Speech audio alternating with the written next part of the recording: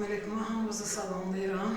Şəhid Abdüllərimov Miqdadın anası 18 yaşında Suqoşan istiqamətində şəhid olubdu.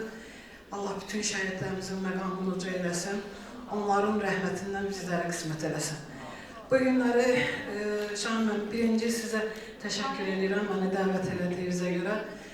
Bu qədər müəllimlərin sırasında oturmaq mənə də qismət elədi. Və ilk öncə olaraq Ceyhun müəllimin, indi özü burada yoxdur, Ceyhun müəllim o qədər xırdaçılığa toxundu ki, bütün mənim ürəyimdən olan sözlərə vaad idi. Və bu günləri mən həmişə demişəm ki, bizi üçün birinci ailə bizim özümüzün ailəsidir və ikinci ailə məktəbdir.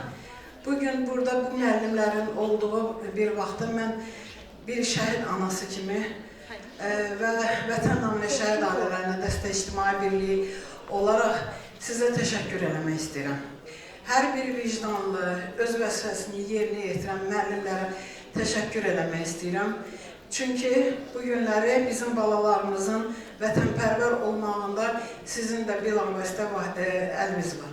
Və mən ona görə sizə bütün şəhid ailələrinin adından təşəkkür eləmək istəyirəm və bütün hamımızı qalib gələn, gəlməyən bütün müəllimləri təbrik edirəm. Uğurlarınız bol olsun. Bundan sonra həmişə belə şad günlərdə görüşək və ən əsası bir dənə bir şey demək istəyirdim, əlavə eləmək istəyirdim ki, bir gün bir nəfər Peyğəmbərin yanına gəlir və deyir ki, mənim oğlum oğru olubdur. Qayıdıb Peyğəmbər deyir ki, baxın görün, harada səhv buraxmışsınız.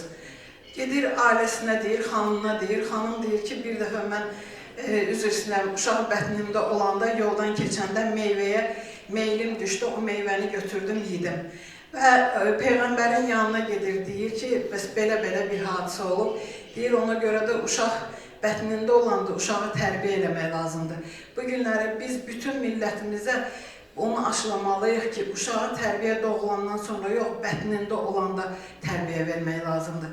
Ona görə də bugün uşaqlarımıza hamısı alim ola bilməz, amma insanlığı öyrətmək lazımdır balalarımıza. Bu günləri xadiməçi olsaq da belə o xadiməçi vəzifəsini layiqincə yerinə yetirmək, sevərək yerinə yetirməyə öyrətmək lazımdır. İnanıram ki, bundan sonra bizim balalarımıza o vətən eşqini öyrədən müəllimlər hər vəzifəsini sevərək yerinə yetirməyə, öyrətməyə siz bacaracaqsınız. Çox sağ olun. Gözələ xanım, bu müəllimlərin hamısından, üstün müəllim sizsiniz. Çünki şəhid yetişdiniz. Sağ olun.